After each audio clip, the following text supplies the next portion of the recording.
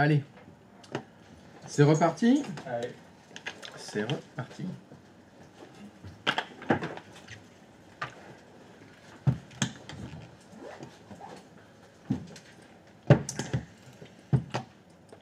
Alors. Bon. Il manque du monde. Il manque du monde. Quelle personne? On va faire un ticket alors. Hein. Qu'est-ce que... Je vais chercher. Ah, ça c'est gentil ça. Et surtout tu les engueules hein. Ah ben là, Elle a l'air partie pour moi. Elle a l'air... bien décidé. elle a bien décidé à leur mettre un tir. Hein. Il y en a deux qui reviennent. Comme connerie. Rien. Non, il y en a deux qui vont revenir en boitant. Mais non. C'est quoi? Il y a un peu de haki. Ouais. En tout cas, Mettre derrière la tête. très efficace. C'est bien. C'est bien. Temps de résolution dans les 1 minute. Durée. Il n'y a pas l'inverse des pénalités, là, des primes, si tu ne le présentes pas. Ça marche pas dans ce sens. Ça ne prend pas.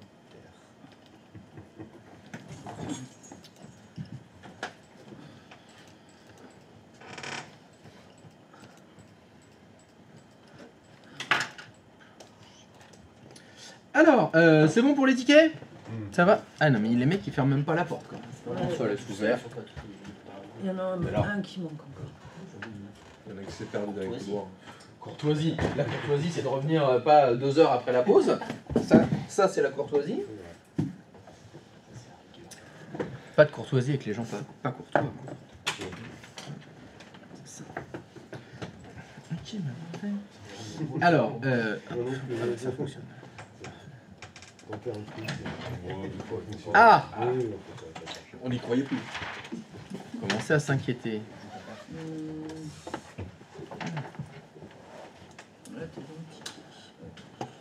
Donc, très bien. Alors, on va maintenant parler des différents outils qui sont mis à notre disposition pour dépanner Windows.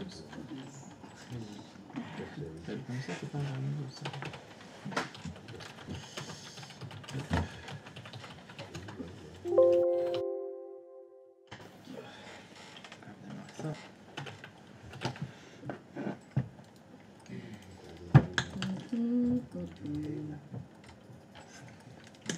Donc dans les dépannages auxquels vous allez être confrontés, vous allez avoir 2 types de dépannage.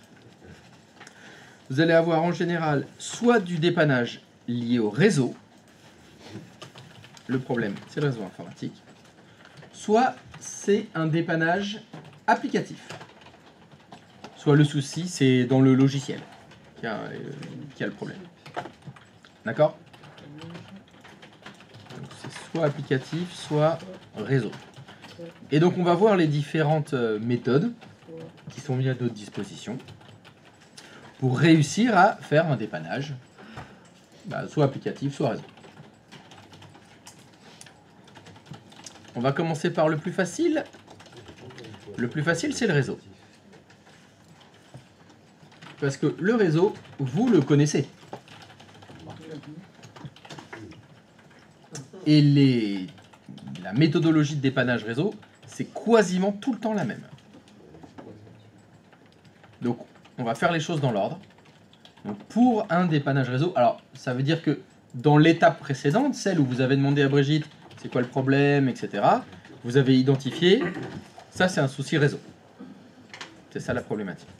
Donc, quand vous allez dépanner le réseau, vous allez le dépanner dans l'ordre des couches que je vous ai apprises.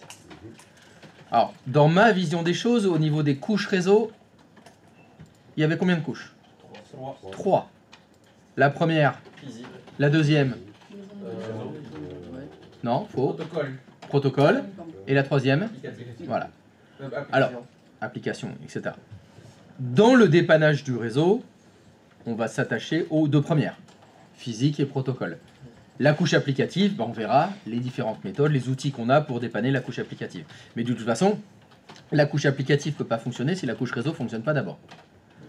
Donc, première couche à dépanner, à implémenter, à vérifier, c'est la couche physique. Brigitte, elle a un problème réseau, vous devez vérifier en premier la couche physique. Donc, la couche physique, c'est quoi? Tout ce qui est câble Ethernet. On commence par effectivement le câble. Vous devez donc vérifier que, très facile, le câble est bien branché. Qu'est-ce qui me permet de savoir si un câble est correctement branché? Il y a une petite LED. La lumière. Il faut qu'il y ait la lumière qui s'affiche. Alors, quelles sont les différentes couleurs de lumière que vous pouvez avoir? Vert, orange. Qu'est-ce qu'elle veut dire, ces couleurs? vert, c'est que ça passe. C'est Non, c'est pas bon. Ce que ça passe, bon, admettons. que la carte réseau est allumée. Mhm. Voilà. Oui. Et la orange qui clignote, c'est pour le trafic. Quand il y a du trafic qui se passe sur le câble réseau. Mhm. Donc vert et orange, c'est des couleurs normales. Oui. C'est une couleur qui va bien. C'est de la couleur qui va bien? Oui. Oui. En général, c'est ça. Vous avez déjà eu vert-vert? Je me rappelle pas. Non. C'est possible que vous ayez ça. En général, donc la première LED, c'est celle... Non, qu'est-ce que j'ai dit?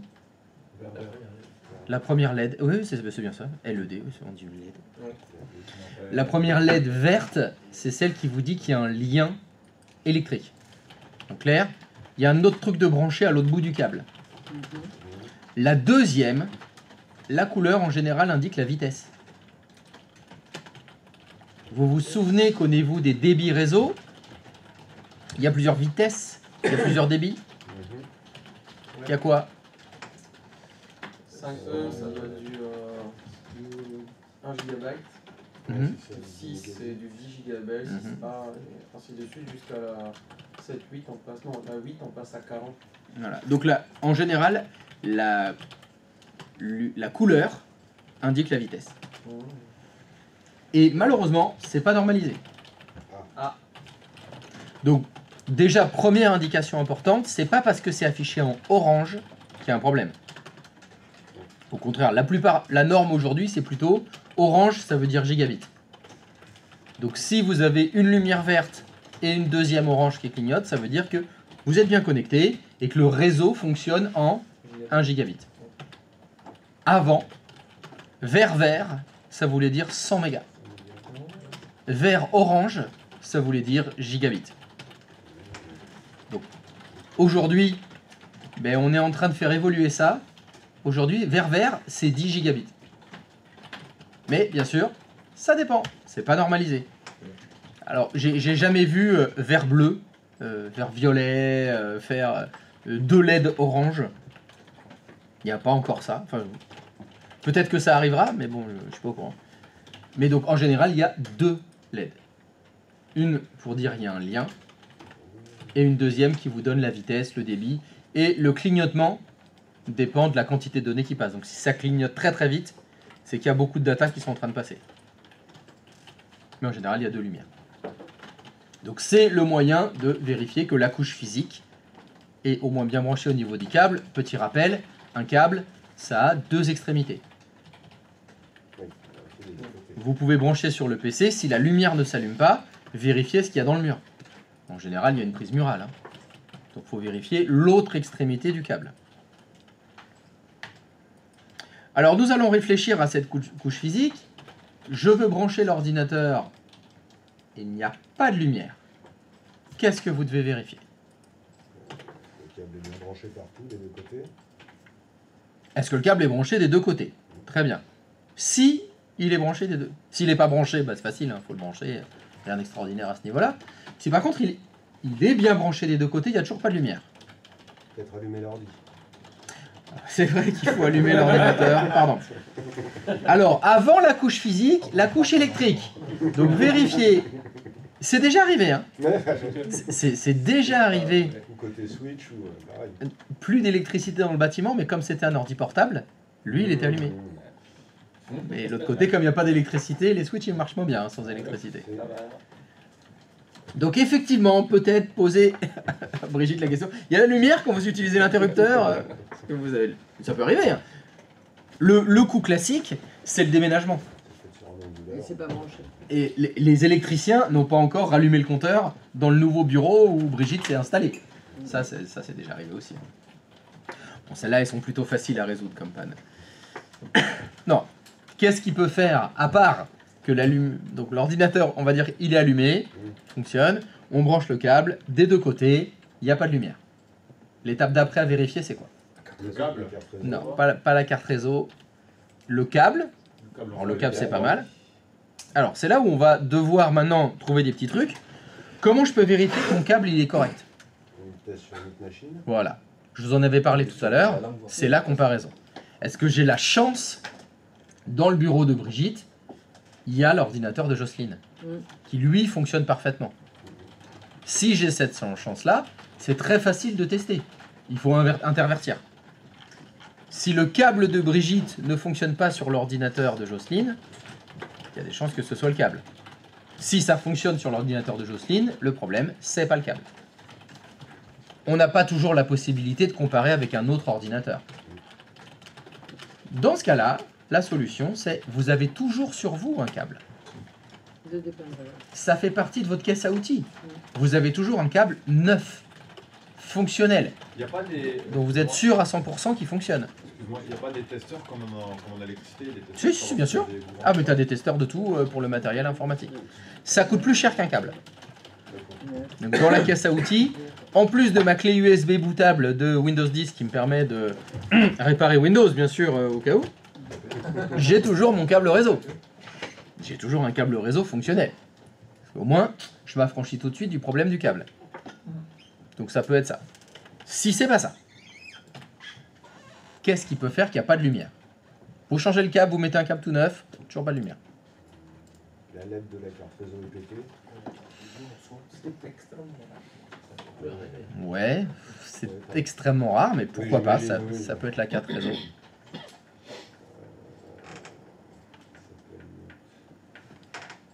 La connexion s'effectue pas. Je sais pas. Problème d'alimentation. Ouais, non. Il est bien branché sous la Switch. Voilà. Si vous branchez le PC de Brigitte dans une prise murale, la prise murale, elle va où après? Vraiment, vers un switch. Elle va vers une armoire de brassage. Un truc comme ça là-haut. Et dans l'armoire de brassage, vous avez l'arrivée du câble et vous avez le ou les switches. Donc, il faut vérifier le brassage. Le brassage, c'est est-ce que la prise numéro 51 qui est dans le mur à côté du PC de Brigitte, elle est bien, donc on dit, elle est bien brassée. Est-ce qu'il y a bien eu un petit câble qui va de la prise 51 jusqu'à la prise 22 du switch? Est-ce que ça a été fait? C'est un grand classique.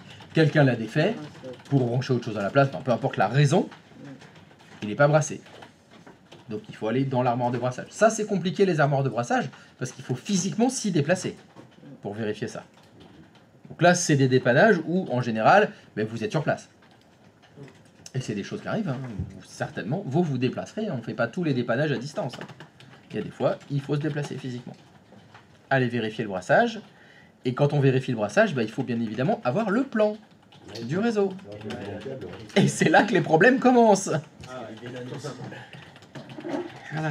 Est-ce que tout ça a été bien renseigné? Est-ce que le plan est à jour?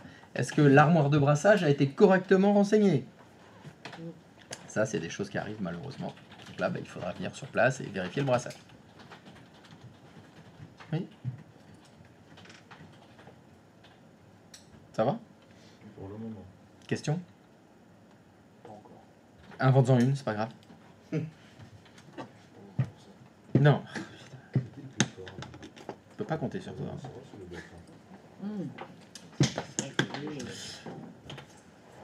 Un moyen facile de savoir s'il y a des soucis de brassage, c'est encore une fois l'inversion. Si Jocelyne a son PC qui fonctionne et Brigitte a son PC qui fonctionne pas, vous inversez les deux câbles. Vous prenez le câble de Brigitte, vous le mettez sur l'ordinateur de Jocelyne, vous prenez le câble de Jocelyne, vous le mettez sur l'ordinateur de Brigitte. Le fait de faire ça, ça vous résout énormément de problèmes sur votre enquête. Parce que si l'ordinateur de Jocelyne fonctionne avec le câble de Brigitte, ça veut dire que le câble de Brigitte, il est fonctionnel. C'est-à-dire que la prise, elle est correctement câblée. Ça veut dire que le brassage a bien été fait au niveau du switch, etc. Donc ça veut dire que ça vient de la machine. Et ça vient de la machine, voilà. Ça me permet de m'affranchir de tout le circuit qui part de l'ordinateur et qui va vers le reste. Le problème, c'est le poste de Brigitte. C'est pas le reste du réseau. Évidemment, on ne peut faire ça que quand il y a l'ordinateur de Jocelyne.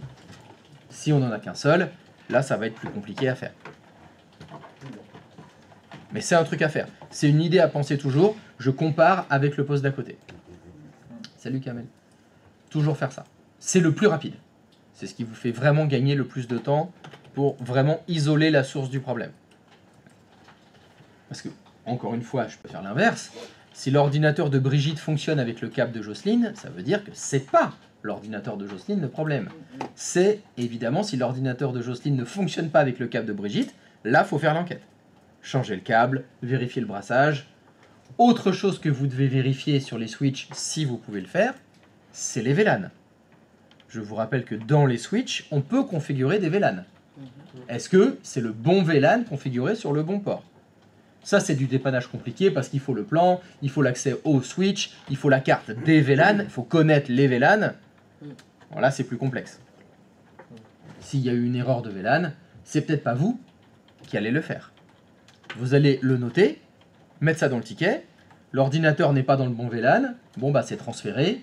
Hein, le ticket, comme il a été affecté à vous, il sera affecté à quelqu'un d'autre qui, lui, a la gestion des VLAN. Et pourra mettre, dans ce cas-là, le bon VLAN sur le switch parce qu'il a la main dessus.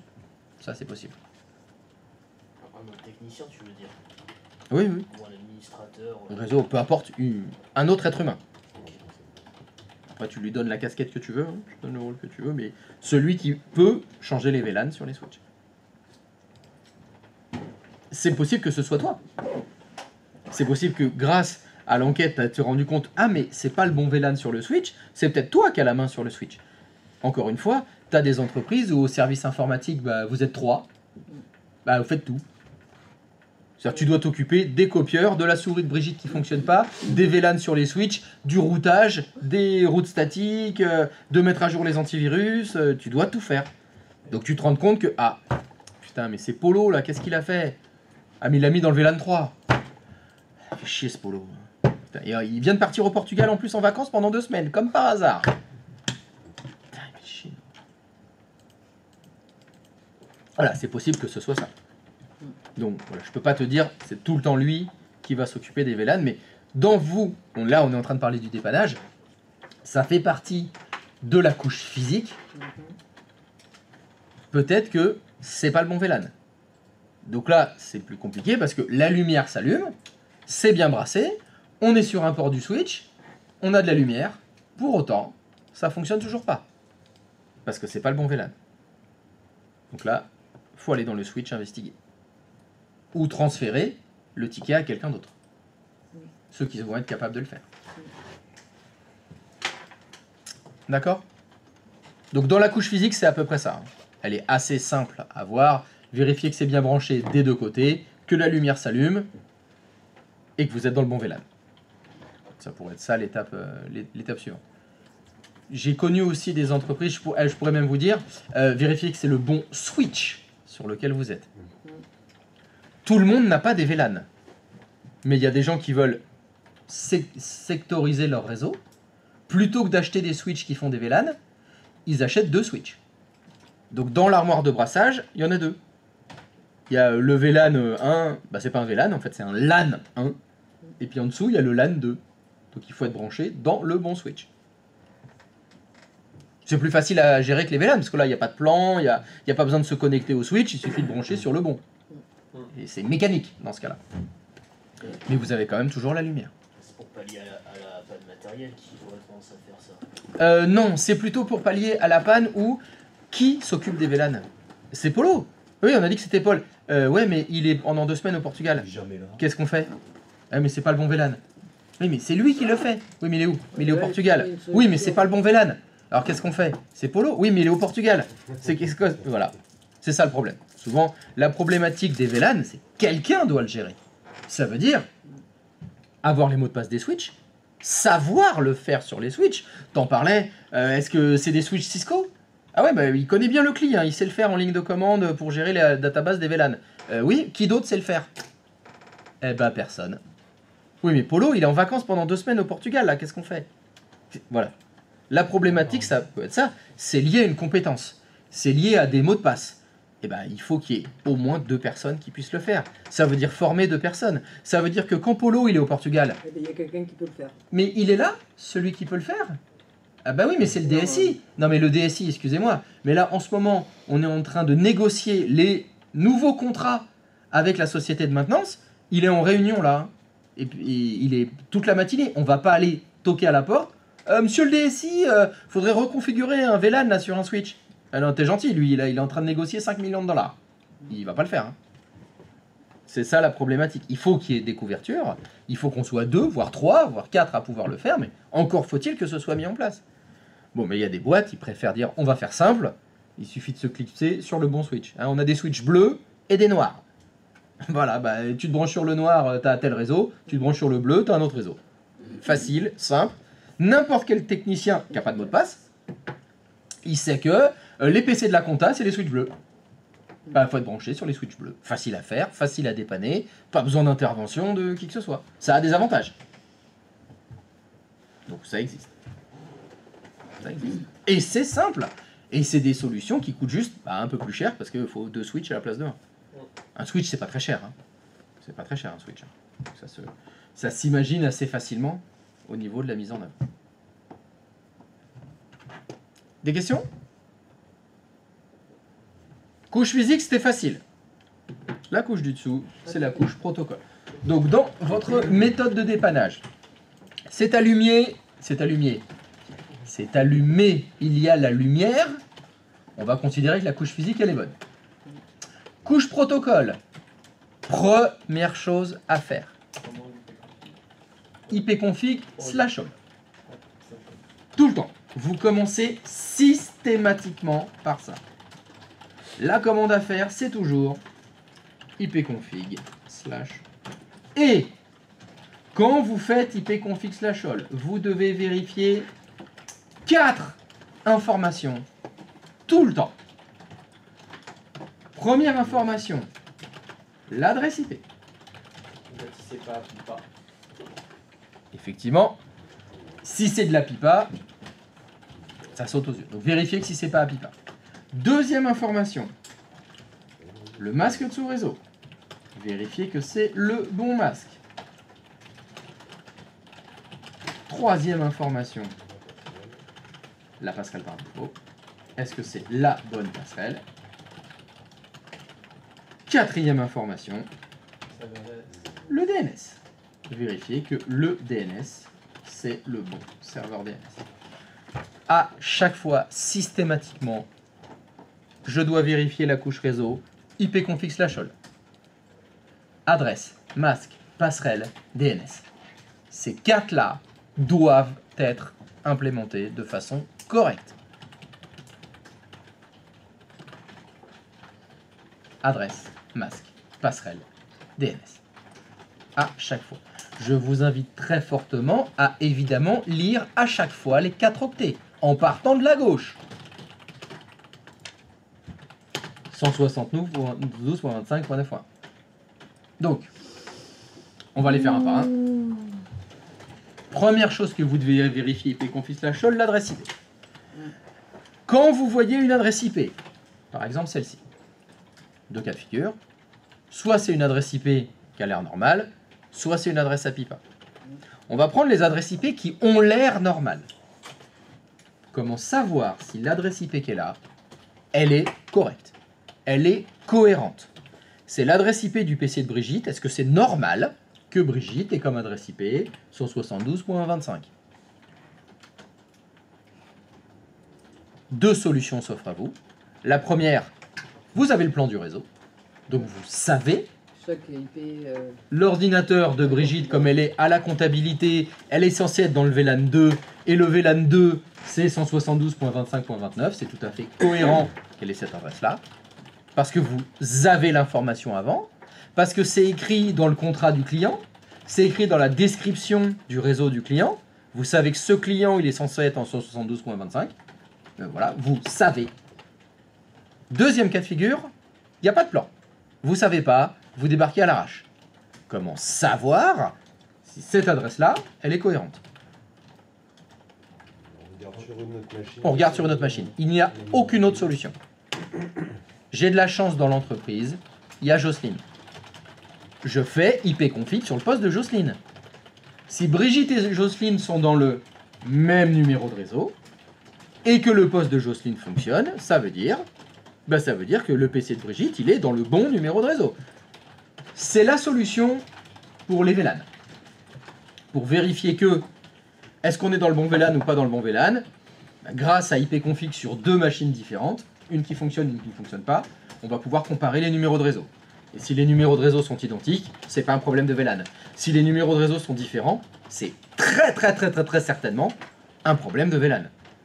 Et donc là, on va pouvoir soit passer la main, soit nous-mêmes, parce qu'on a la doc, on sait le faire, et on va dire, ah, à mon avis, c'est pas le bon VLAN configuré dans ce port-là, sur le switch sur lequel est branché le poste de Brigitte. Certainement Polo. Une connerie.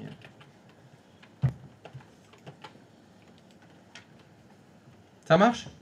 Donc vérifiez bien. Si vous avez le plan, c'est facile. Si vous n'avez pas de plan, il faut comparer. Par contre, essayez, s'il vous plaît, de ne jamais croire que vous connaissez les numéros de réseau. Ne jamais vous dire ah, mais ça c'est normal, ça c'est C'est bon. c'est l'adresse par défaut de tous les ordinateurs du monde. Non, jamais. Jamais. Le seul cas de figure où vous pouvez vous dire ça, c'est si vous n'avez aucune information. Je n'ai pas de plan de réseau, je n'ai pas de PC sur lequel je peux comparer. Bon bah le PC de Brigitte, apparemment, il a récupéré cette IP-là. Bah déjà, c'est une adresse IP et c'est pas de la pipa. Voilà, donc je peux me dire, bon, bah ça a l'air il y a quelqu'un qui a bien dû la configurer. Et là, après, ce sera au doigt mouillé, hein, le reste. Hein. Mais bon, en général, quand vous intervenez quand même, on n'en est pas là. On sait les réseaux des entreprises, des clients, c'est normal. Hein. Là, le cas de figure où vous avez vraiment que dalle, bon, bah, faudra faire de la magie à ce moment-là. Je peux pas trop vous aider, mais normalement, on a quand même des infos. On part pas trop la fleur au fusil. Donc, je vérifie que mon adresse IP est bonne. Et bien évidemment, si c'est de la pipa, cette fois, qu'est-ce que ça veut dire la pipa? Là, vous avez déjà la réponse. Deux choses. Soit, j'entends pas. C'est un problème de serveur DHCP. C'est un problème avec le serveur DHCP. Donc, on va même être précis. Hein. C'est un problème entre cet ordinateur-là et le client DHCP. Il est entre les deux. Ça ne veut pas dire que le serveur soit en panne. C'est peut-être le câble, ou c'est peut-être le VLAN, c'est peut-être... Ça vous dit quelque chose, agent de relais DHCP? Voilà, c'est peut-être le routeur qui a été mal configuré, etc. C'est entre les deux. Typiquement, dans ce genre de cas de figure, bon, vous savez que si c'est le serveur DHCP, il y a des chances qu'il n'y ait pas que Brigitte qui ait un problème. C'est là où vous êtes la seule à avoir ce problème-là. Ah non, plus personne ne peut aller imprimer. Ah, bon, bah s'il y a de la pipa, va falloir vous rapprocher du serveur, c'est sûr. Donc, premier cas de figure, il y a un souci entre donc le client DHCP et le serveur DHCP. À ce moment-là, vous savez les étapes qu'il va falloir vérifier. Il va falloir vérifier que le serveur DHCP soit opérationnel, démarré. Il va falloir vérifier que les étendues du serveur DHCP soient correctement configurées. Il va falloir vérifier que les options d'étendues soient correctement configurées. Donc sur le serveur DHCP, il y a pas mal de choses à vérifier. Hein. Configuration du serveur, configuration des étendues, configuration des options d'étendues. Tout le monde voit de quoi je suis en train de parler. Hein. Il n'y a pas quelqu'un qui me fait... de quoi il parle quand il parle d'une étendue DHCP? Il faut que ce soit bien clair pour vous. Hein. Sinon, vous balancez le légume dégueulasse. Le mot code. Ah oui. C'est quoi? Mais non, c'est pas ah oui. C'est quoi le mot code? C'est quoi le mot code? Topinambour. Bon, c'est un légume dégueulasse. Déjà, pourquoi je dis c'est un légume c'est un légume. Par définition, c'est dégueulasse. C'est pas vrai. Oh. Bah, c'est vrai que la frite, c'est quand même bon. Ah, c'est meilleur. C'est vrai que la frite, c'est bon. C'est pas mal. La chips aussi, c'est bon. Ouais. La purée aussi, c'est bon. Heureusement qu'il y a des patates, hein. Sinon, Ah ouais. qu'est-ce qu'on mangerait hein? On mangerait que du blé. D'accord, donc, à pipa, vérification du serveur DHCP. Deuxième vérification que vous devez faire, c'est s'il y a des routeurs. Donc là, sur les routeurs, qu'est-ce qu'il faut vérifier? L'agent de relais DHCP, il faut qu'il soit correctement configuré.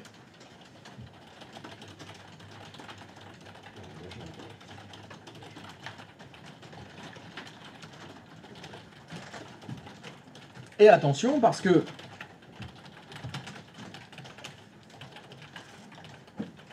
il est possible que l'agent de relais DHCP ne fonctionne pas à cause du routage.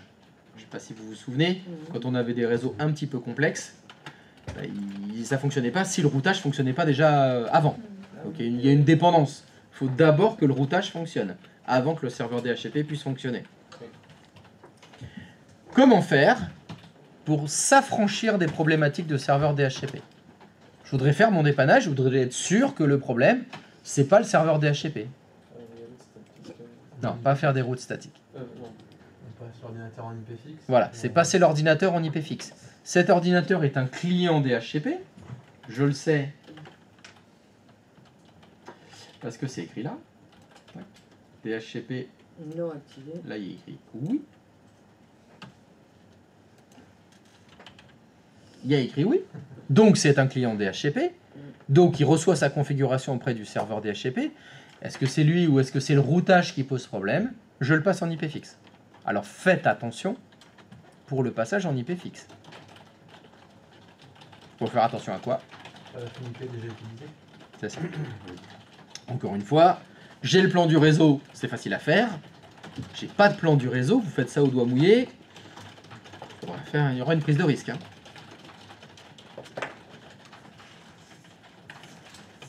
Mais donc si vous passez en IP fixe, là, vous allez pouvoir tester le réseau et vérifier que ça route.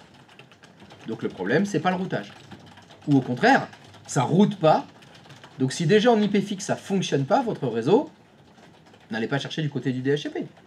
Déjà en IP fixe ça fonctionne pas la peine d'aller plus loin. Si ça tombe pas. Il va falloir résoudre les problèmes de routage d'abord.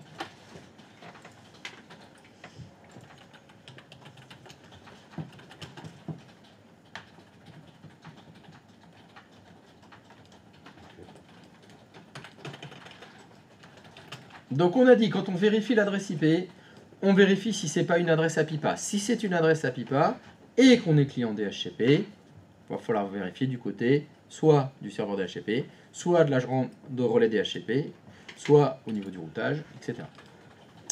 Si par contre, l'autre cas de figure pour avoir de l'APIPA, c'est quoi? L'adresse IP est déjà utilisée. C'est un conflit d'adresse IP. Si votre ordinateur est en APIPA et que vous êtes en IP fixe, donc si vous êtes en IP fixe, bah c'est comme moi, il y a écrit non ici, il n'y a plus écrit oui, et que vous avez une adresse APIPA, il y a un conflit d'adresse IP sur le réseau. Alors là, les conflits d'adresse IP, c'est très difficile à résoudre.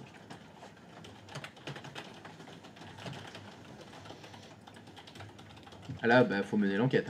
Il faut aller chercher quelle machine pourrait avoir cette adresse IP là.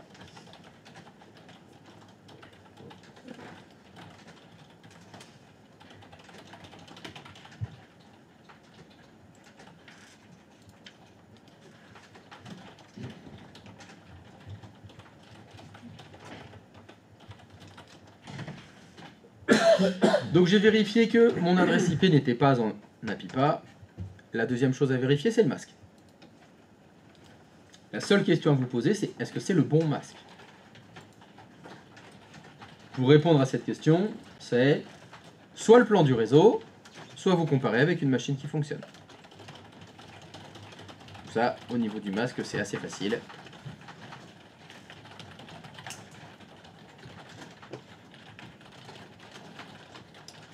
Pas grand-chose sur le masque. Petite remarque, hein, c'est possible que le masque ce soit pas 255, hein, on l'avait vu, ça peut être 254, 240, etc. Si ça vous interpelle, je vous ai dit, vous posez la question. Soit vous lisez le plan, soit vous interpellez un administrateur réseau dans votre entreprise et vous lui dites, c'est normal que ce soit 240 le masque, on est bien d'accord. Surtout quand vous intervenez pour la première fois. N'ayez pas peur de demander. Vous vous souvenez ce qu'il a dit, hein, le monsieur avec la petite moustache? Il avait une grosse moustache quand même, avec la grosse moustache. Vaut mieux avoir l'air d'un imbécile pendant 5 minutes que toute sa vie. Tout à fait. Donc demandez, oui, oui, c'est normal que ce soit 240. Là, alors, 240, il y a peu de chances que ce soit une erreur. Là où il y a le plus souvent une erreur, c'est s'il y a écrit 254 à la place de 255. Parce que ça peut être une faute de frappe. Quelqu'un qui a tapé, il s'est trompé, il a mis 254 à la place de 255. Et là, ça peut passer sans que Windows génère une erreur. 240 en faute de frappe, voilà, c'est grosse faute de frappe quand même. Là, faut vraiment le vouloir. En général, c'est des vrais numéros un peu exotiques. Il a des gros doigts. Oui. C'est rare que la télépathie fonctionne? Eh oui, ça c'est vrai que c'est plutôt rare. Après, passerelle par défaut. Alors, pour la passerelle par défaut, qu'est-ce que vous devez vérifier? On arrive à la pinguer déjà. Non, avant. Non, mais là, on n'a même pas lancé une commande. J'ai juste fait ipconfig/all et j'analyse ce que je vois. Elle correspond bien déjà au réseau. Et on va Donc, au réseau. la vraie phrase, c'est la passerelle par défaut. Elle est dans le même numéro de réseau que la machine. C'est ça qui est obligatoire. La passerelle par défaut, elle est toujours dans le même numéro de réseau que l'ordinateur. Et ça, typiquement, c'est des erreurs qui doivent sauter aux yeux. Ça saute aux yeux, c'est instantanément, vous devez le voir. À condition que vous puissiez calculer les numéros de réseau instantanément. Ça va avec. Donc avec des masques classiques, c'est facile. Les masques exotiques, je vous l'accorde, c'est un petit peu plus compliqué. Mais ça fait partie des choses qu'il faut absolument vérifier. Est-ce que la passerelle par défaut est dans le même numéro de réseau? Ça, c'est la première chose. La deuxième vérification, c'est ce que c'est tatoué sur votre bras droit. Sans la bonne passerelle, t'es foutu. Est-ce que c'est la bonne? Est-ce que la passerelle par défaut pour cette machine-là, c'est bien censé être 72.25.0.254? Et comment je sais si c'est la bonne passerelle? Comme pour le reste, soit j'ai le plan du réseau, soit je compare avec le poste de Jocelyne. Et je regarde la passerelle par défaut qui est...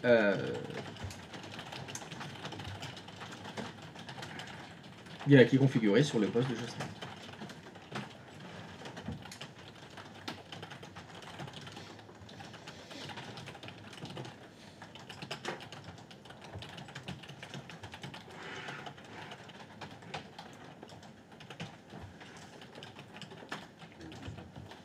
Et la dernière chose à vérifier, c'est le serveur DNS. Même question que pour la passerelle. Est-ce que c'est... Alors c'est tatoué sur votre bras gauche cette fois, sans DNS, point de salut. Alors là, il n'y a pas d'histoire de numéro de réseau. Hein, le serveur DNS peut tout à fait être dans un numéro de réseau différent. Ça, il n'y a pas de souci à ce niveau-là. Mais, est-ce que c'est le bon? Est-ce que c'est cette adresse-là, l'adresse du DNS qui est censée fonctionner dans mon réseau? Comme pour les cas précédents, soit vous avez le plan du réseau, soit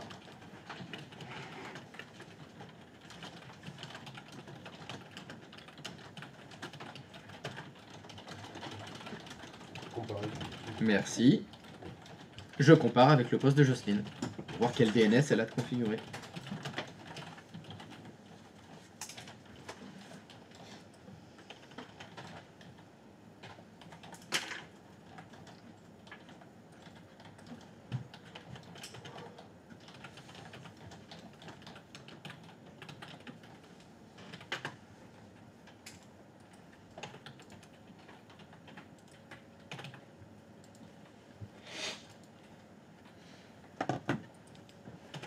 Donc je répète, bon, c'est le routeur qui attribue les IP fixes avec des baux renouvelables. Oh là là là là, qu'est-ce que c'est que cette connerie? What? Alors, qu'est-ce que vous en pensez de cette phrase de Ciné là? C'est le routeur. Non. Mais c'est pas des IP fixes. Ah voilà, c'est ça qui va pas. Là, dans sa phrase, il y a quelque chose d'impossible. Je pense qu'il l'a fait exprès. Ah oui, c'est le routeur qui attribue des IP fixes. Alors, dans mes connaissances de l'informatique, c'est impossible. Non, c'est des adresses IP dynamiques. De 24 heures à un mois, ben ça c'est possible. Donc les adresses IP, moi j'ai envie de dire dans ta phrase Ciné, il faudrait enlever le mot fixe. Même des réservations DHCP, c'est pas des IP fixes. En tout cas, dans le jargon informatique. Hein. Là, si vous entendez ça, vous lisez ça, Normalement, dans le jargon, une adresse IP fixe, c'est pour les ordinateurs qui ne sont pas clients DHCP. C'est comme ça qu'on le dit. Maintenant, tu fais des réservations, c'est une adresse réservée, je veux bien. Hein.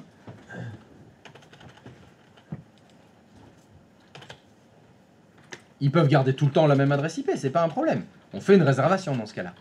Mais c'est pas une IP, ça reste des clients DHCP.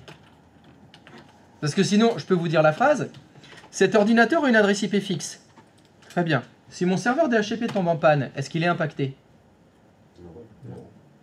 Ah, bah pas d'après ce que dit l'ami Ciné.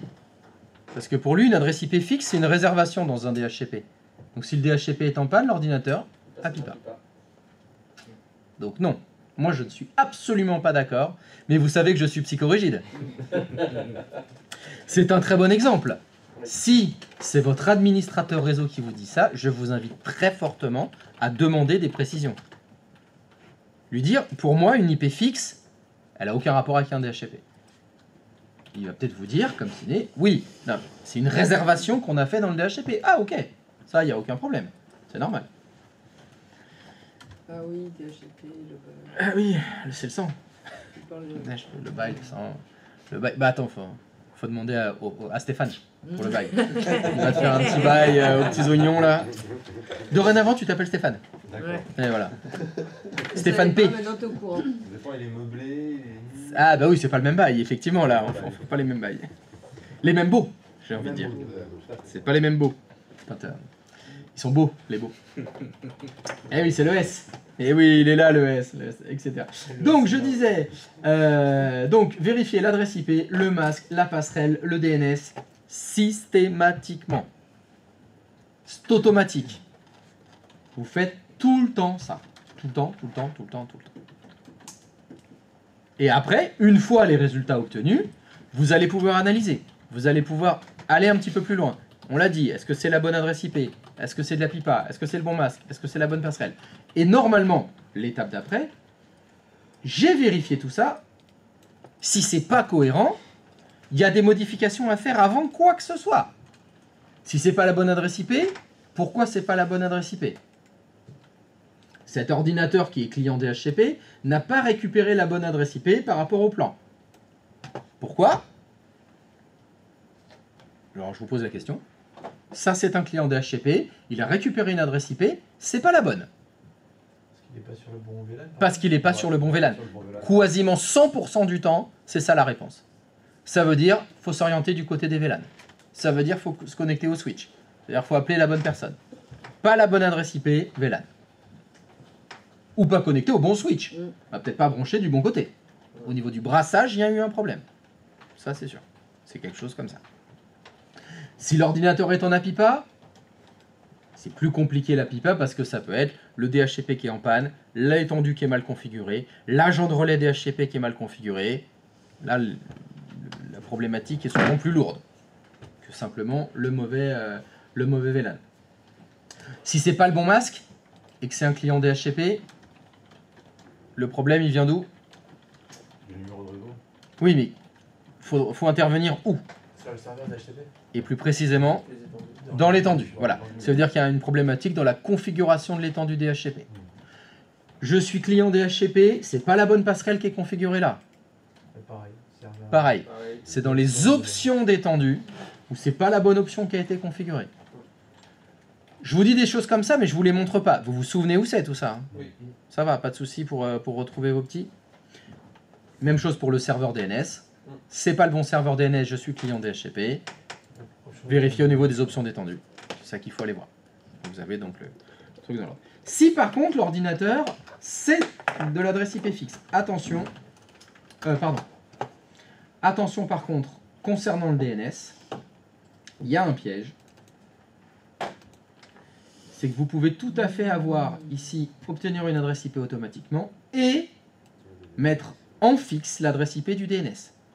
C'est deux paramètres qui sont indépendamment l'un de l'autre. Donc vous pourriez très bien avoir ici une adresse IP de DNS écrit en dur, alors que vous voudriez utiliser celle fournie par l'option d'étendue DHCP.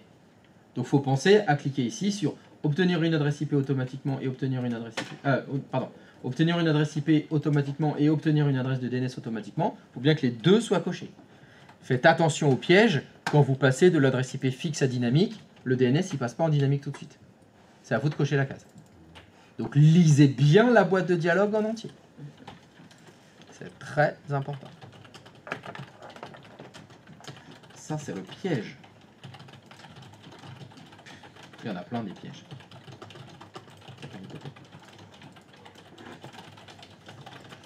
Et alors, une fois que vous avez déterminé le réseau a l'air correctement configuré, je n'ai rien détecté d'anormal, ni dans l'adresse IP, ni dans le MAC, ni dans la passerelle, ni dans le DNS, l'étape d'après, c'est faire les tests. Donc, si vous commencez à faire des tests, c'est ping. Donc, vous allez utiliser ping. Et on ping quoi? Eh ben, ça dépend. Et ça dépend, ça dépasse. Est-ce que vous avez déjà recherché un papier dans une pile de papier? Ça vous est déjà arrivé? En général, vous commencez par en haut ou en bas? En haut. Tout le monde commence par en haut? Bah, ça dépend. Moi, quand je cherche des choses, si le papier que je cherchais il était en bas, c'est pas de chance. Vous auriez dû commencer par en bas. S'il était en haut, vous commencez par en haut, bah, vous avez de la chance. Bon, bah, ping, c'est un peu pareil.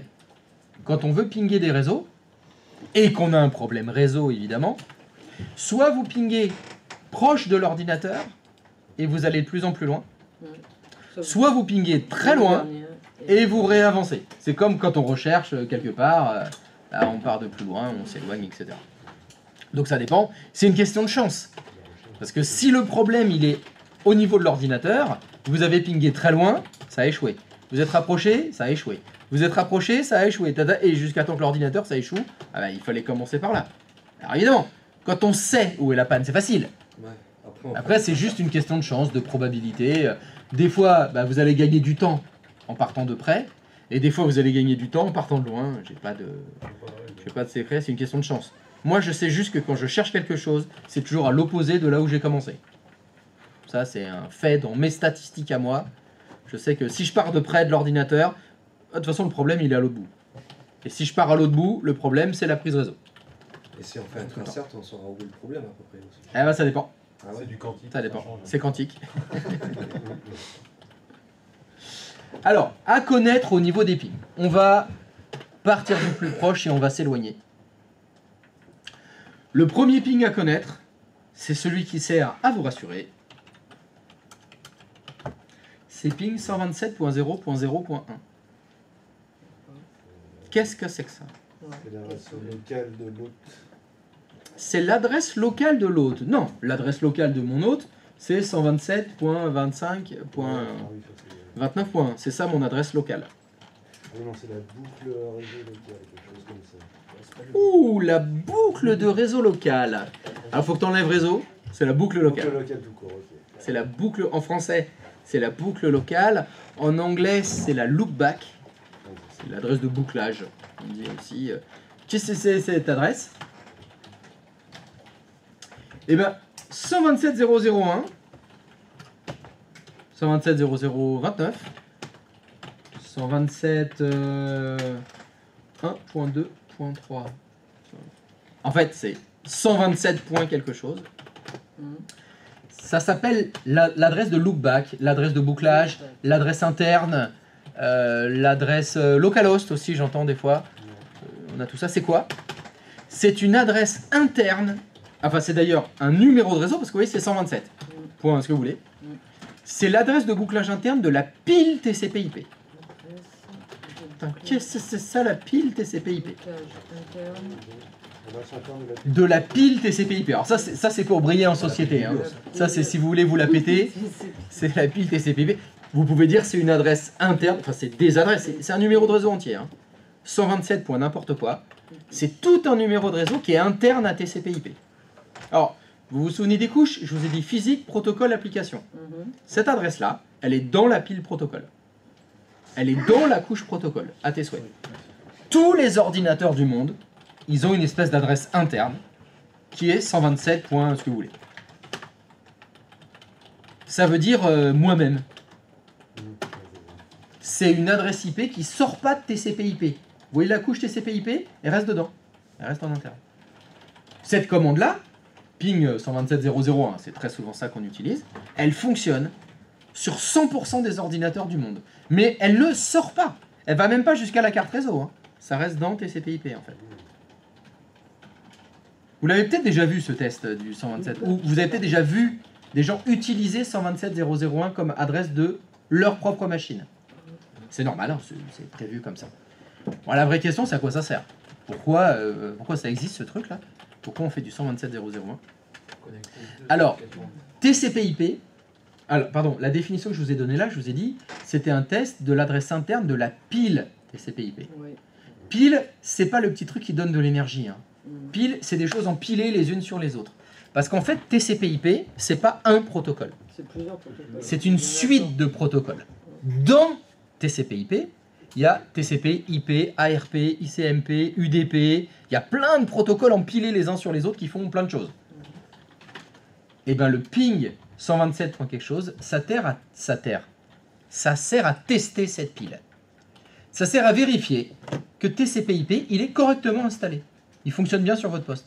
Ça a été ça l'utilité de cette adresse IP interne.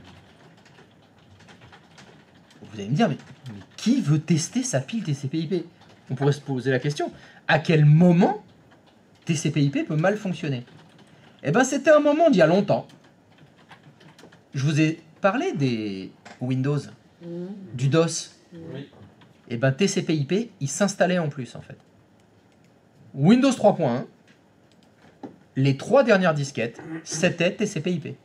C'est-à-dire que tu pouvais installer Windows sans TCP/IP. Et donc, il fallait l'installer. Il fallait installer la pile TCP/IP. Et comme tous les logiciels qui s'installent, ça peut bugger, ça peut déconner. Donc, ça a été mis en place pour dire, tu vas installer TCP/IP sur ton Windows, très bien. Et c'est une époque où systématiquement, quand on avait fini, on faisait un ping de 127.0.0.1 pour vérifier que notre pile était bien installée. Aujourd'hui, c'est complètement obsolète, ça. Ça n'existe pas un ordinateur où le ping 127.0.0.1 ne fonctionne pas. Si ça vous arrive, fuyez. Si vous pouvez vous barrer, là, vous dites, oh putain, la pile TCP/IP, elle déconne. Oula! Topinambour. Topinambour. C'est quoi TCP? C'est quoi? En fait, j'arrive pas à comprendre la pile TCP, en fait, comment on peut la définir. TCP/IP, tu veux dire? Bah, TCP/IP, ouais. C'est une pile de... C'est plusieurs protocoles empilés les uns sur les autres qui font que TCP/IP fonctionne. Alors, c'est un ensemble de plusieurs protocoles. Ok. C'est ça. Alors, c'est parce que dans le langage, on dit que TCP/IP.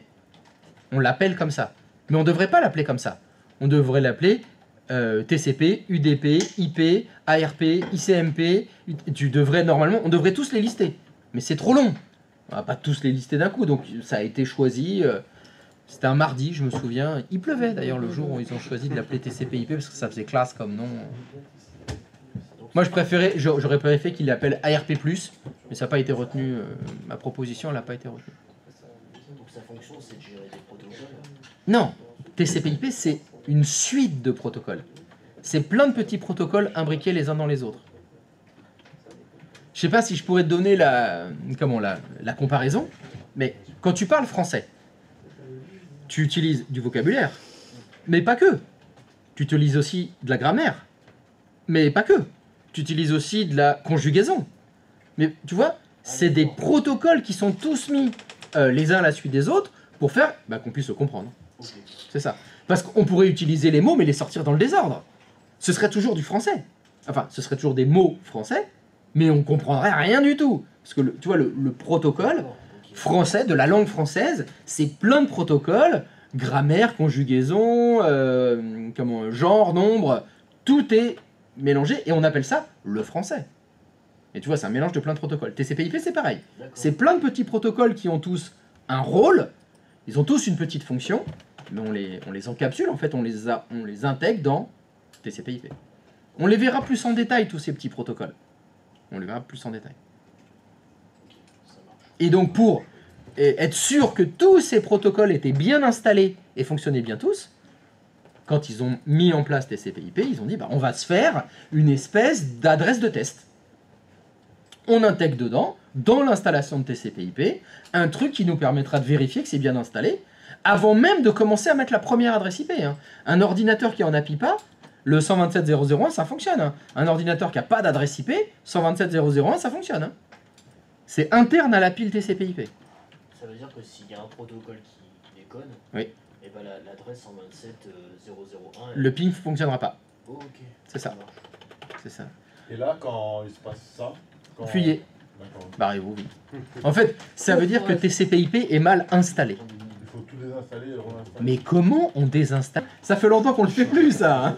Là, ouais, alors là, comment on fait ça? Quelqu'un a la disquette? Parce que quelqu'un a la disquette de TCP/IP, parce que à l'époque de Windows 3.1, je pouvais le faire. Mais ça fait longtemps que c'est tout intégré dedans. C'est, bah, il est là. Hein. Hop, tac, tac, tac, tac, tac, hein, propriété, tac, tac. Oh tiens, Catalogue Hop, Microsoft. regarde. Mais dis-moi, Jamy, le bouton installer, à quoi servirait-il? Peut-être servirait-il à installer des protocoles. Mais ouais, mon Dieu, regarde. Quand j'ai cliqué sur installer, il m'a proposé une liste de trucs, dont un machin qui s'appelle protocole. Aïe, aïe.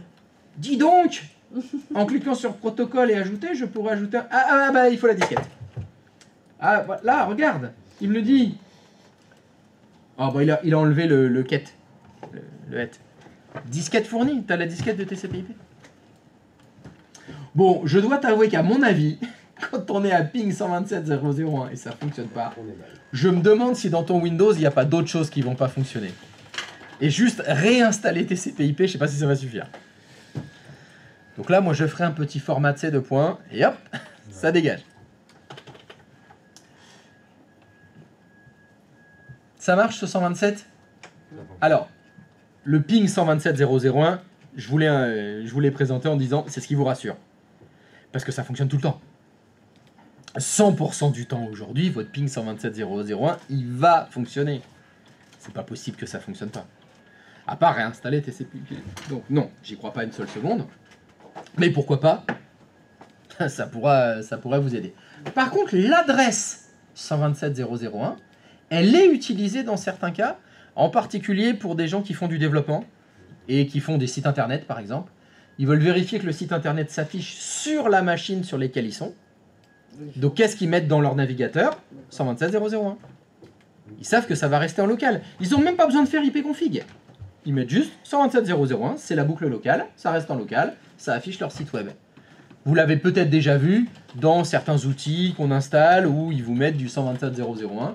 Ça veut dire que c'est votre machine. L'erreur à ne pas faire, c'est penser qu'on peut pinguer 127.0.0.1 d'une autre machine. Ça, c'est impossible. Et ça, c'est des erreurs que j'ai déjà vues. Typiquement, un développeur qui vous dit « Ah mais si, pour que le logiciel il fonctionne, pour vous connecter au serveur qu'il a installé sur sa machine à lui, il dit dans le navigateur, vous mettez 127.0.0.1. » Alors bien sûr, sur votre machine, vous mettez 127.0.0.1, ça n'obtiendra jamais la machine du développeur. Et qu'est-ce qu'il vous dit, ce connard?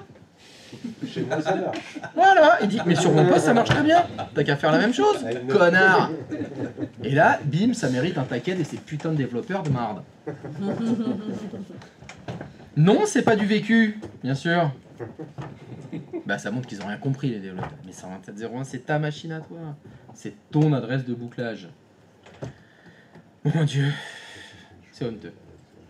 Voilà, donc c'était surtout pour vous présenter 127.0.0.1, qui est donc une classe d'adresse interdite. Vous ne pouvez pas adresser des machines en 127. Windows, il va vous faire que nini. Non, je vous laisse pas faire. Vous n'avez pas le droit. Pour les tests. Elle est réservée. C'est une des autres classes réservées. Donc ce qui pourrait être, voilà, encore une fois, si dans la conversation, si dans un dépannage, quelqu'un vous dit bah, l'adresse de ma machine c'est 127.0.0.1. Non, t'as pas compris. Ça c'est l'adresse de bouclage. Oui, mais c'est celle que j'utilise pour m'afficher mon serveur. Oui, ça c'est... Bon, vous lui expliquerez tout ce que je suis en train de vous dire là. Ta gueule développeur, fais ipconfig quand même. C'est normal. Voilà. Et ben justement, tiens, il est où mon ipconfig? Et donc, ping 127.0.0.1, pourquoi pas? Et après, bah, si on s'éloigne, le ping d'après, c'est votre propre adresse IP. Donc ça ferait, dans mon cas, 172.25. Alors bon, je vous ai dit tout à l'heure, si le ping de 127.0.0.1 ça fonctionne pas, bon, on s'enfuit. Bon, normalement ça marche tout le temps, sinon il faut réinstaller TCP/IP, c'est la catastrophe. Vous avez pingé votre propre adresse IP.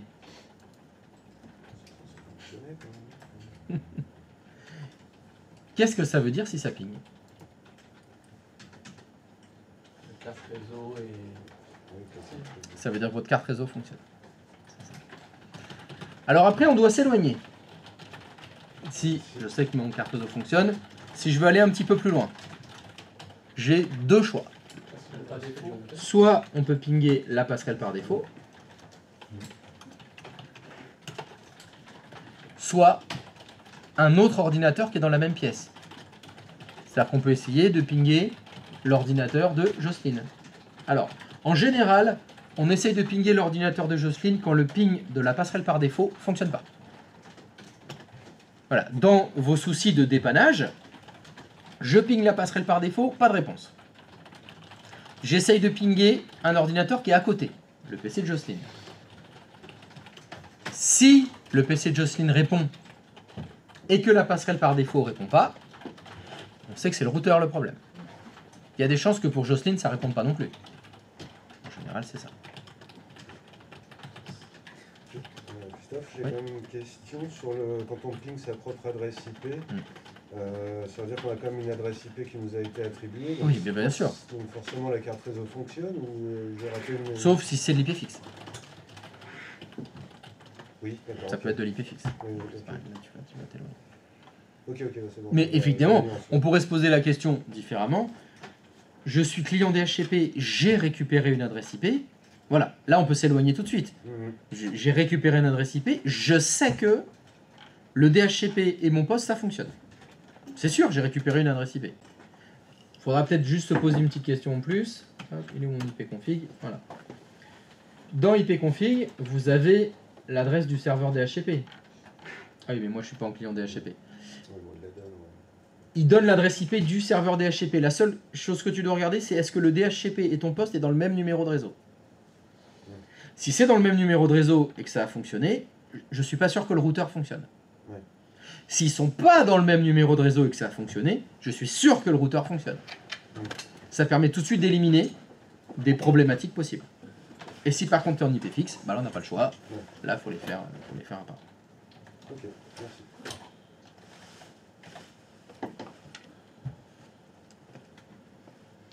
Donc je... est-ce que j'avais pingé ma passerelle moi? Oui. Je ping la passerelle, ça ping. Alors attention. À partir du moment où vous quittez votre ordinateur, c'est-à-dire que vous pinguez plus loin, il faudra toujours vous poser la question, ça ping pas parce que ça fonctionne pas, parce que c'est en panne, ou est-ce que quelque chose empêche les pings de fonctionner? Oui, quoi? Voilà. Vous l'avez vu, c'est quelque chose qu'on a vu au début de la formation. On peut tout à fait essayer de pinguer un ordinateur, enfin n'importe quel appareil qui utilise TCP/IP, on peut essayer de le pinguer, pour autant, ça répond pas au ping. Et pour autant, il fonctionne très bien. Donc ça, c'est la problématique suivante. C'est pas parce que ça répond pas que c'est pas fonctionnel. Oui, voilà. Ça peut tout à fait simplement être parce que on a désactivé les réponses du ping. Ce qui est d'ailleurs Pour la sécurité. très souvent le cas dans les entreprises. Pour la sécurité, on va désactiver les réponses de ping. Pour éviter tout simplement Les attaques, un attaquant quelconque, il va essayer de pinguer, genre la passerelle par défaut, elle répond, c'est donc qu'il est démarré, et c'est la bonne adresse IP, je peux balancer mes attaques. Alors que s'il n'y a aucune réponse, bah si ça se trouve, c'est pas la bonne adresse cette passerelle. Il a peut-être une autre adresse IP. Donc, bah, ça met des bâtons dans les roues des villes hackers coréens. Donc, sur l'autel de la sécurité, très souvent, les routeurs, les serveurs, les imprimantes, et tout ce que vous voulez qui est sensible pour l'entreprise, ça répond pas au ping. C'est volontairement désactivé. Topinambour, Topinambour. je ne me rappelle plus. On a vu cette fonction-là, désactiver les réponses de ping? Non. Alors, ce que j'ai fait pour pas vous embrouiller tout de suite au début de la formation, quand vous vouliez faire vos pings entre vos machines, je vous ai dit, c'était le pare-feu qui bloquait Oui, ça. ça, je m'en rappelle. Et on a désactivé le pare-feu. Point. Donc pour l'instant, chez nous, sur nos machines, c'est la porte ouverte à toutes les fenêtres. Il faudrait pas qu'Im soit au courant, parce que sinon, il risquerait de s'introduire dans nos réseaux et ça sera la fête du slip. Donc, dans un souci de simplicité, on a fait ça. Dans la vraie vie, on fait jamais ça. Les pare-feux sont jamais désactivés. Non. C'est juste la fonction du ping. Alors, c'est ICMP, le protocole qui est utilisé. Donc on va désactiver les réponses ICMP.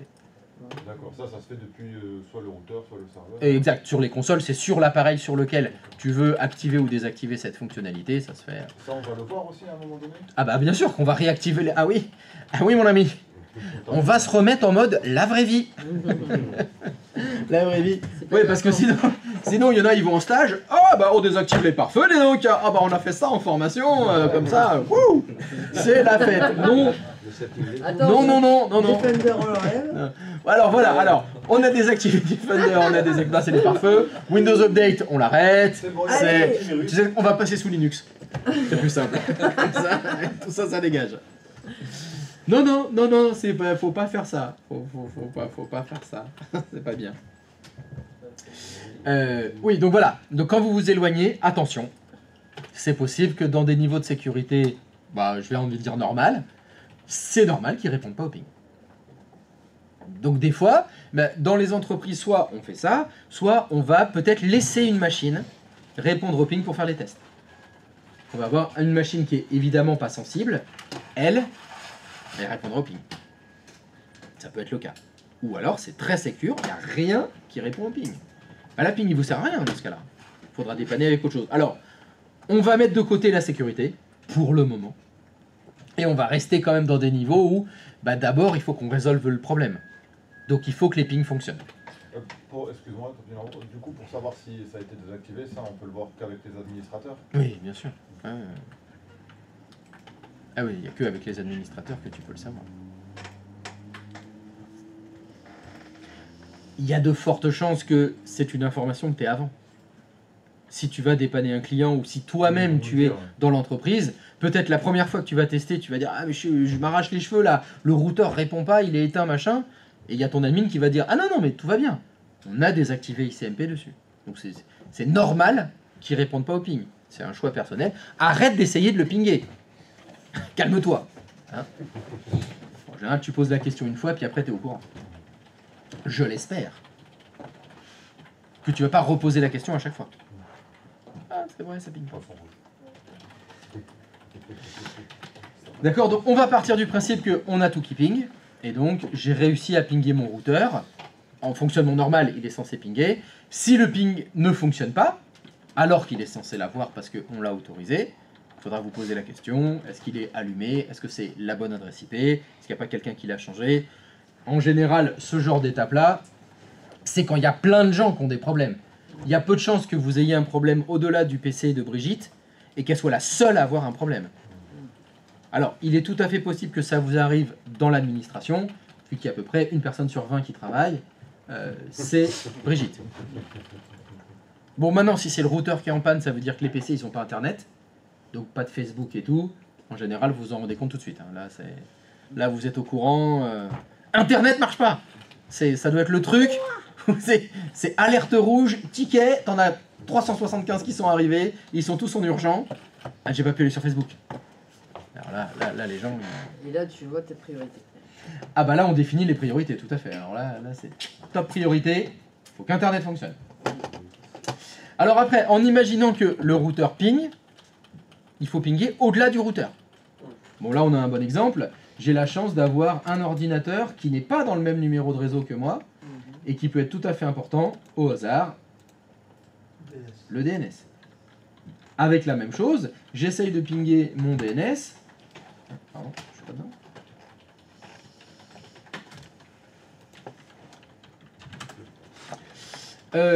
J'ai dit c'était 172.16.1.41. Ça ping. Donc quand on ping quelque chose qui est au-delà du routeur, ça veut dire que le routeur route. C'est-à-dire qu'au niveau des routes, on est correct. Sinon, vous aurez un message d'erreur, il faudra vérifier vos routes à ce moment-là. Et après, quand on est au-delà du routeur, on peut aller encore au-delà, c'est-à-dire Internet. Alors, pour l'accès Internet, on ne l'a pas encore vu. C'est quelque chose qu'on verra quand on fera le réseau avancé. Donc nous, on va s'arrêter au réseau local pour le moment. Donc vous faites des panages jusqu'au réseau local, jusqu'au copieur, est-ce qu'on ping le copieur, des choses comme ça. Et l'autre outil qu'on utilise, c'est Tracert. Donc lui, ce sera plus pour le routage, vérifier que votre routage fonctionne en utilisant Tracert pour voir jusqu'où il s'arrête.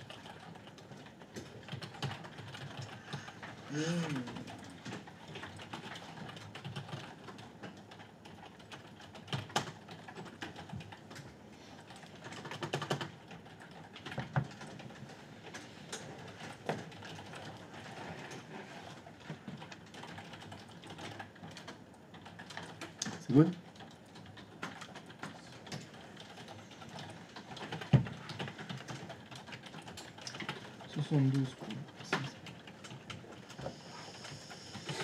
Alors, pour atteindre ce DNS, par où on passe? On va voir.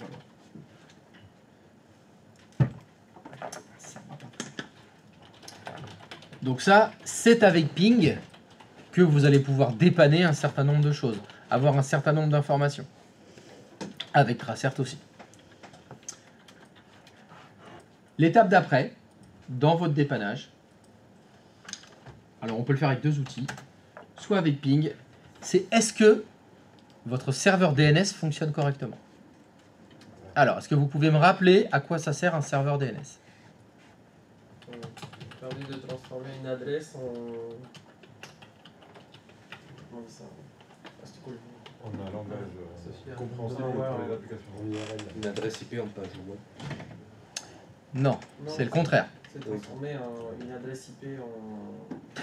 Une URL en adresse Une IP. URL, on a Voilà, en une URL en adresse IP. Non, c'est l'inverse. Une adresse IP. Tu écoutes trop ton côté féminin. C'est pas parce que quelqu'un dit quelque chose que tu dois dire non et répéter ce qu'il vient de dire. C'est pas ça. Faut pas que tu fasses ça. Donc non, ça sert surtout à transformer un nom de domaine, un FQDN, un nom long, un nom DNS, du blabla, du texte, en adresse IP. Ah oui. C'est ça que ça fait. Ça marche avec ping. Ouais.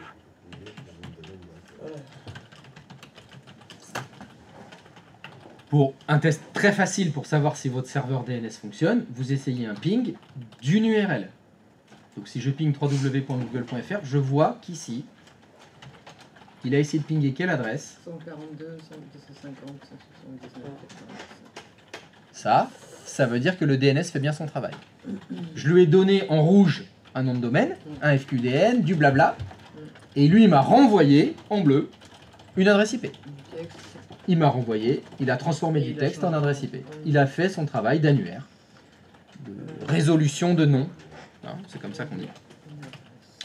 Et donc il a bien résolu le nom. Et donc il m'a mis l'adresse IP.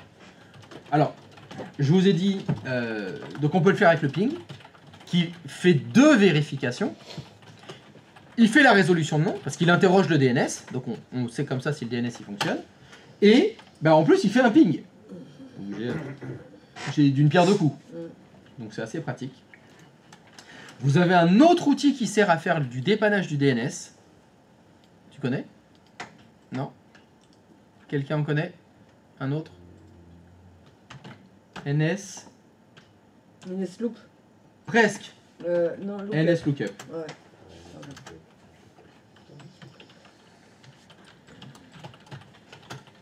Donc ça marche bah, un petit peu comme le ping. Hein. Tac. Voilà. Donc j'ai écrit NSLookup, espace, l'URL. Et logiquement, alors si tout va bien... Alors ouais, mais ça a changé entre temps.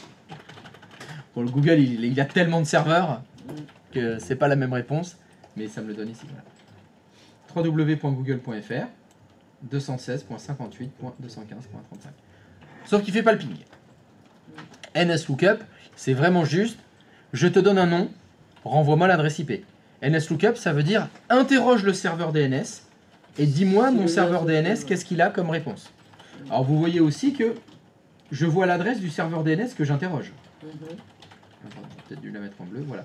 En clair, ça veut dire NSLookup, c'est interroge ce DNS-là, DNS qui est configuré, que vous voyez dans ipconfig/all. Je vois l'adresse IP du DNS configuré. J'interroge ce DNS-là et je lui demande quelle est l'adresse que tu as de configurée dans www.google.fr. Et lui, il me répond 216.58.215.35. Il l'a. Mais il ne fait pas le ping.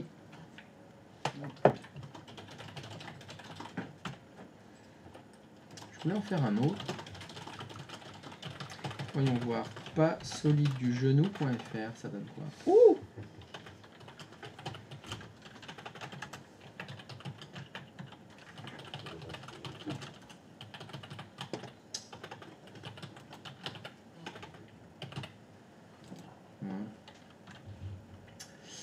Donc mon PSG, j'en ai... Ouh, bah il y en a deux, dis donc. Il a deux adresses. 104.18.22.204 et 104.18.23.204. Et il a pingé laquelle? La 23. Intéressant. Et puis je vois en plus qu'il est chez Cloudflare en fait. Tout s'explique. Donc là, cet outil-là, NSLOOKUP, il est dédié au DNS. Il est dédié à l'interrogation du DNS. Donc lui, on s'en sert que quand on a éventuellement un souci de DNS. Je sais pas si votre routeur ne route pas, c'est pas avec NSLOOKUP que vous allez le dépanner.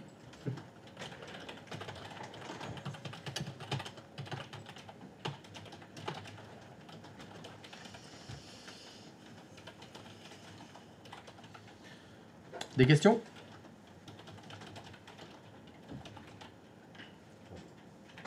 Non?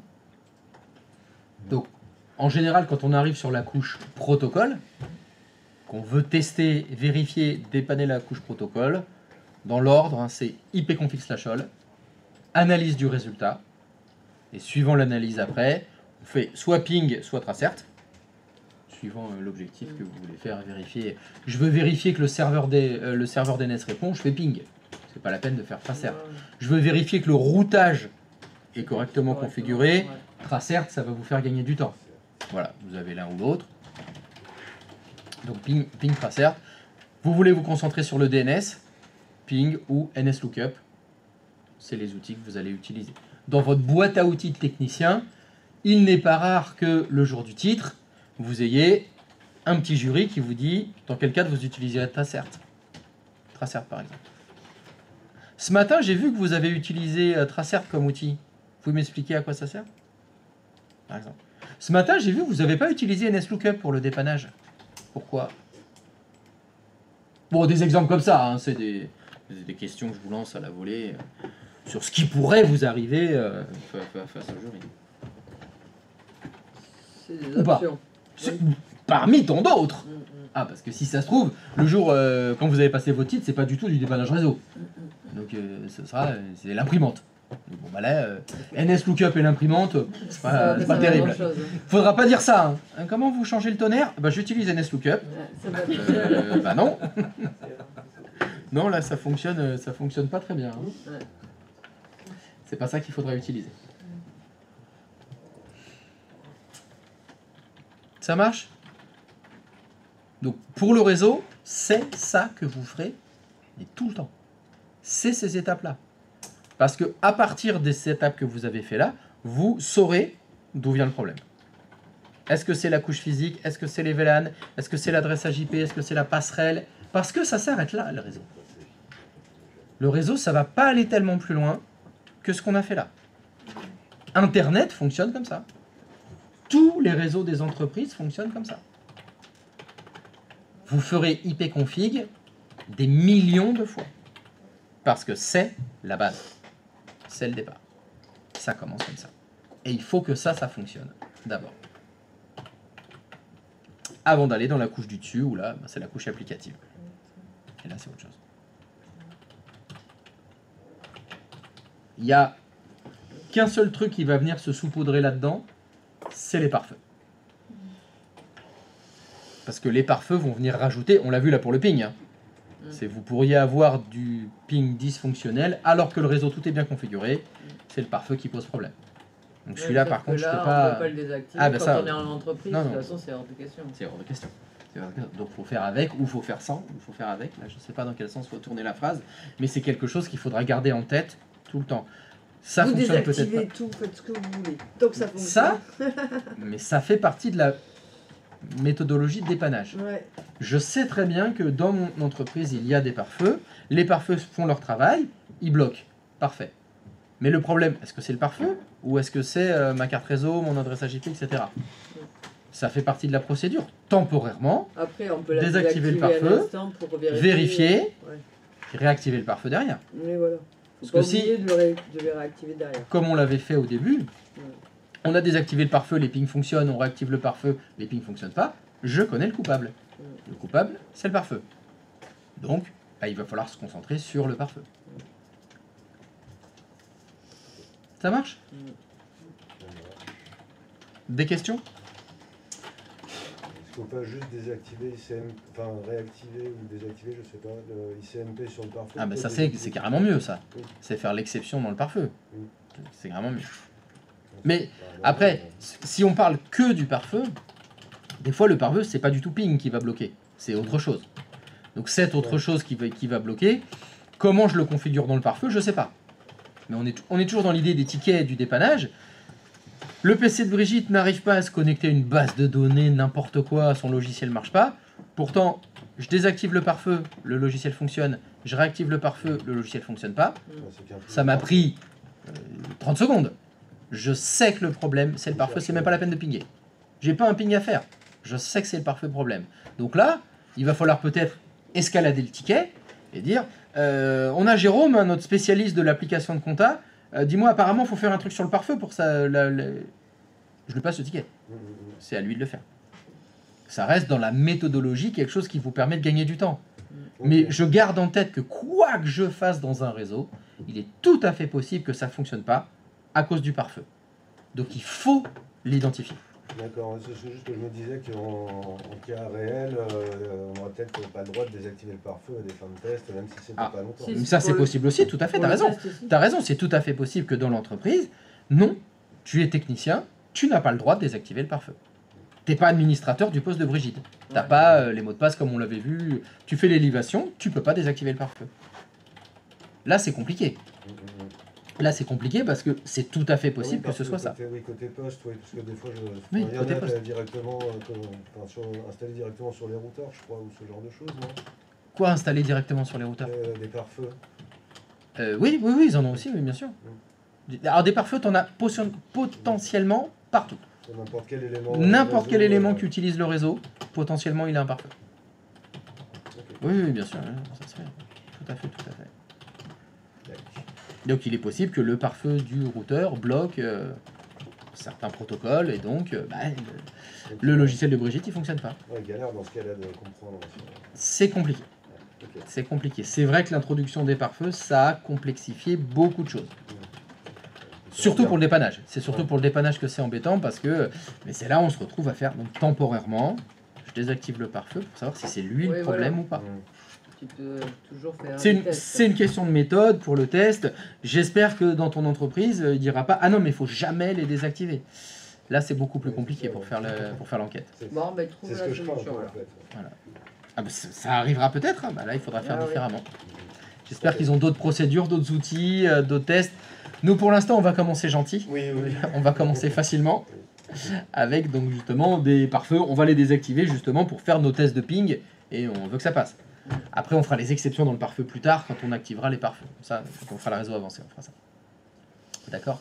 Ok. Ok, très bien. Alors, donc, on a vu ce qu'il faut pour analyser, on va dire, la couche réseau. Avec ce que je vous ai montré là, ça suffit pour gérer, appréhender, dépanner 95% des problèmes que vous aurez sur le réseau. Ce sera ça qu'il faudra faire. Ça, c'est facile. Et la couche d'après, c'est la couche applicative. Vous vous souvenez, physique, protocole, applicatif. Alors la couche applicative, je peux rien faire. D'accord.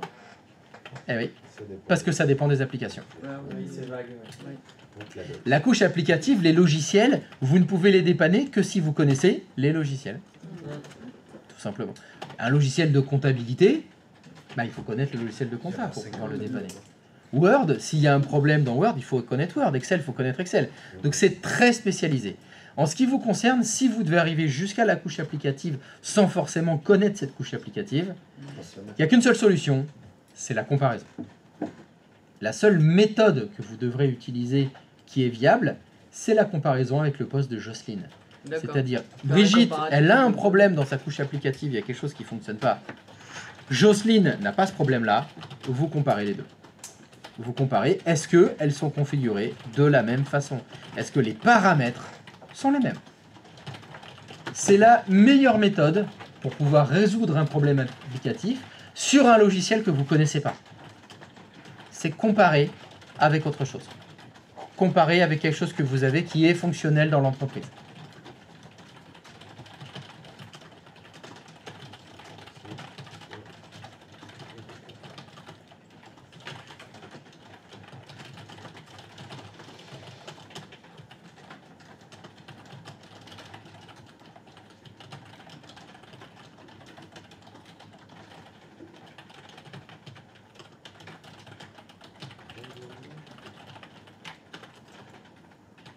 Hmm.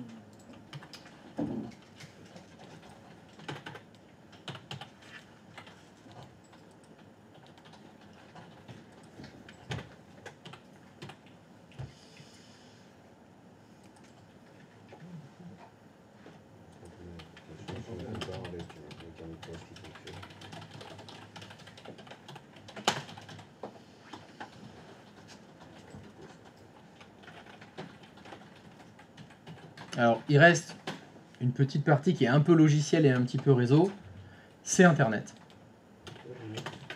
Quand vous faites des dépannages Internet, typiquement Internet ça fonctionne pas ou le site web ne s'affiche pas, il y a un truc qu'on utilise régulièrement, c'est tester avec plusieurs navigateurs.